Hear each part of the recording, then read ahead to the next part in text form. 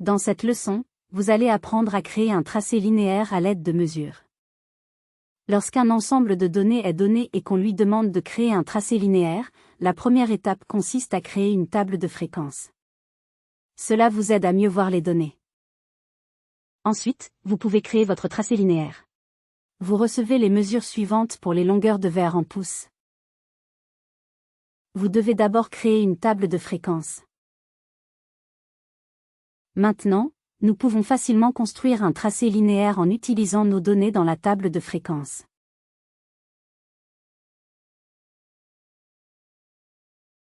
Parfois, on peut vous donner un ensemble de données plus complexe si on vous donne des fractions.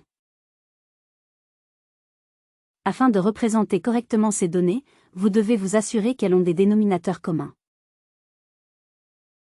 L'ensemble de chiffres suivants est des tasses de sucre utilisées dans une recette de biscuits différente. La première chose que nous devrions faire est de changer les fractions que nous obtenons pour obtenir des dénominateurs communs. Ensuite, nous pouvons organiser les données beaucoup plus facilement.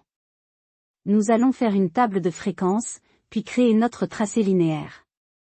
N'oubliez pas que vous devez analyser les données et utiliser des dénominateurs communs afin de trier correctement les nombres avant de faire un tracé linéaire. Ici, nous avons notre tableau de fréquences et les informations que nous entrons dans notre tracé linéaire. À la fin de cette leçon, vous devriez être en mesure de créer un tracé linéaire à l'aide d'un ensemble de mesures données.